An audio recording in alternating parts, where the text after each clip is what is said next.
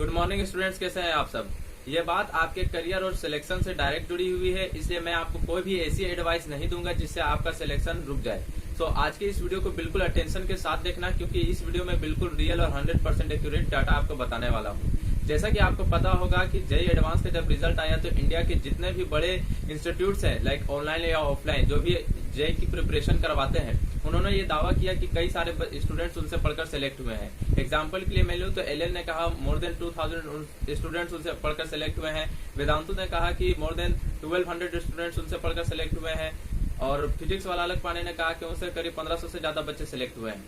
तो मुझे ये बात समझ में नहीं आती है कि जब इतने सारे बच्चे एक एक कोचिंग फैकल्टी से सिलेक्ट हो रहे हैं, तो ऐसे में तो सिलेक्शन होने का जो रियल एक्यूरेट डाटा वो तो 50,000 पार कर जाना चाहिए था। देखिए, यहाँ पर बिल्कुल ट्रूथ बोलूंगा कि जितने भी स्टूडेंट्स हैं, चाहे आप हैं, हम हैं या फिर कोई और, कभी भी एक कोचिंग इंस्टीट्यूट को नहीं रखता है। अगर वो ऑनलाइन स्टडी कर रहा है तो कहीं ना कहीं अपनी ऑफलाइन स्टडी भी करता है।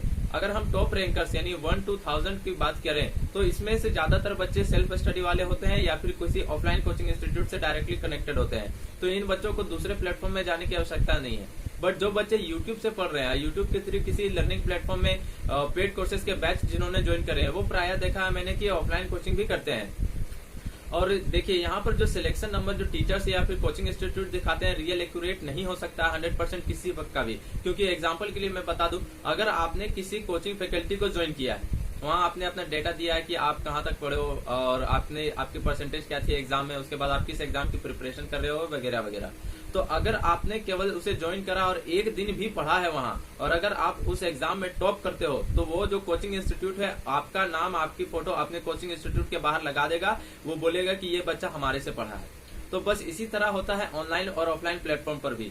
कई सारे बच्चे वहां जाकर ज्वाइन जरूर करते हैं, अब कितना पढ़ते हैं ये किसी ने नहीं देखा, बट हाँ वहां पढ़ा है हम ये देखते हैं। एग्जाम्पल के लिए मैं बता दूं कि आपको याद होगा कि इंडिया की जो टॉपर थी पिछले साल 2019 में, स्तुति खंडवाला, जिसने नीट में भी टॉप किया था, जेईई में भी उनकी रैंक काफी अच्छी रही थी, जिपमर में भी काफी अच्छी रही थी ओवरऑल। अभी वो MIT में है। तो देखिए, जब उन्होंने अपने इंटरव्यू में कहा तो मैंने इंटरव्यू को बहुत ध्यान से सुना। उन्होंने कहा उन्होंने एलएन को ज्वाइन जरूर किया था, लेकिन वहां ज्यादा दिन वो पढ़ी नहीं थी। वो 5 या 6 महीने पढ़ी थी और एग्जाम से 8 महीने पहले वो अब सारे कोचिंग इंस्टीट्यूट को बंद करके सेल्फ स्टडी कर रही थी। लेकिन जैसे ही उन्होंने इंडिया में टॉप किया, एक हिस्ट्री क्रिएट की, तो एलियन वालों ने उनकी फोटो को अपने पास लगाया कि ये बच्ची हमारे पास पढ़ी है। तो देखिए, ऐसा नहीं होता है कि बच्चे जरूर ज्वाइन करते हैं वहां, लेकिन पूरा क्रेडिट जो है कोचिंग इंस्टीट्यूट को चल जाता है। और जो बच्चे अभी स्टडी कर रहे हैं, प्रिपरेशन कर रहे हैं, उन्हें ऐसा लगता है कि ये कोचिंग इंस्टीट्यूट इतना अच्छा है कि इनसे पढ़कर सभी बच्चे सेलेक्ट हो रहे हैं।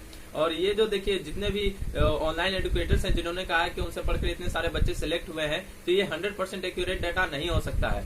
अब मैं बात करूं दूसरी ओर कि जेईई एडवांस में 30% सिलेक्शन हुआ है और आईआईटी की सीट में क्या अंतर है। देखिए, कई सारे बच्चों को लग रहा होगा कि ओ माय गॉड, इस प्लेटफॉर्म से पढ़कर 1500 बच्चे सिलेक्ट हो गए। तो देखिए, सिलेक्शन उसे नहीं कहा जाता। जेईई एडवांस में जो क्वालिफाई करते हैं और आईआईटी में सीट में आसमान जमीन का अंतर है। इस बार जेईई एडवांस में 30% बच्चे सिलेक्ट हुए हैं। इसका मतलब जो पास हुए हैं जेईई एडवांस में, उनकी संख्या करीब 40,000 है, जबकि आईआईटी में सीट 12,000 है। तो हर एक सीट के लिए फाइट होगी, जिसमें केवल 12,000 बच्चे ही सिलेक्ट होंगे, बाकी 28,000 बच्चे का सिलेक्शन आईआईटी में नहीं होगा। और ये स्कीम इसीलिए रखी गई है ताकि पीछे वाले रैंकर्स को भी एक अच्छी आईआईटी या कॉलेज में मिल सके एडमिशन। तो देखिए, यहाँ पर हुआ क्या है कि एग्जाम्पल के लिए मैं अगर आईआईटी रुड़की में सिविल इंजीनियरिंग की ब्रांच चाहता हूँ, मेरी ऑल इंडिया रैंकिंग 5000 थी, मैंने जाकर वहां अपनी सीट के लिए वहां पर अप्रूव किया, शिफ्ट के लिए अप्लाई किया। तो हो सकता है जो जिस लड़के की रैंक 2000 होगी वो भी उसी सीट के लिए अप्लाई कर देगा आईआईटी रुड़की में सिविल इंजीनियरिंग के लिए। तो आप बताइए, कॉलेज जो है किसका चयन पहले करेगा, मेरा या उस लड़के का? ऑब्वियसली उस लड़के करेगा जिसकी रैंकिंग कम थी, जिसकी रैंक अच्छी थी उसका सिलेक्शन हो गया। तो ये जो फाइट स्ट्रीम है ये अलग अलग हो सकती है, क्योंकि जो टॉप रैंकर्स वाले होते हैं वे हमेशा बड़े आईआईटीज में और अच्छे ब्रांच में ही जाना चाहते हैं। तो जो थोड़ा सा लो ग्रेड का ब्रांच जिन्हें चाहिए, या फिर जो थोड़ा सा लो ग्रेड का कॉलेज है जिसकी NIRF रैंकिंग कम है, वहां पर जो पीछे वाले रैंकर से उस बच्चे का एडमिशन हो सकता है। तो ओवरऑल मैं आपको यही कहूंगा, देखिए, कोई भी प्लेटफॉर्म से आप पढ़ें, बस आपको समझ में आना चाहिए, आपकी प्रिपरेशन अच्छी होनी चाहिए। मैं किसी को भी क्रिटिसाइज नहीं कर रहा हूँ। सभी टीचर्स, सभी कोचिंग इंस्टीट्यूट्स अपने आप में बेस्ट है, सभी अपने तरीके से काम कर रहे हैं आपके लिए। तो ऐसा में जो मेरा सवाल तो बच्चों का जो कंफ्यूजन था कि फिजिक्स वाला से पढ़कर IIT JEE क्लियर होगा या नहीं, तो ओवरऑल अगर 1500 भी स्टूडेंट्स उनसे पढ़कर IIT JEE में सिलेक्ट हुए, मतलब 40,000 बच्चे में 1500 बच्चे इनके हैं। अगर नहीं भी है, मतलब कुछ तो जरूर हुएंगे, 1000 हुए होंगे, 1200 होंगे, तो मतलब ओवरऑल सिलेक्शन हो रहा है। और पिछले साल की अगर स्टूडेंट्स की संख्या देखी जाए तो इस साल के कंपेरिजन में काफी कम थी। तो यहाँ पर स्टूडेंट्स मुझसे ये बोल रहे थे कि पिछले साल तो केवल 15 या 16,000 ही बच्चे उनसे पढ़ रहे थे। तो मैं उस चीज को इंक्लूड करके नहीं चल रहा हूँ। मैं अज्यूम कर रहा हूँ कि फिजिक्स वाला अपने यूट्यूब के प्लेटफॉर्म के चलते ज्यादा फेमस है, तो यूट्यूब से भी पढ़कर किया जा सकता है। ओवरऑल आप फिजिक्स वाला को ज्वाइन कर सकते हैं, ठीक है। अच्छे टीचर है, बहुत अच्छी प्लेटफॉर्म है, बहुत सम्माननीय टीचर है, क्योंकि उन्होंने जो किया है अब तक इंडिया के इतिहास में किसी ने नहीं किया था। तो बेशक आप ज्वाइन कर सकते हैं। आप पढ़कर देखिए, अगर समझ में आता देन एवरीथिंग इज फाइन। और and if you need any help during your preparation then tell me, I will try to help you. Thanks.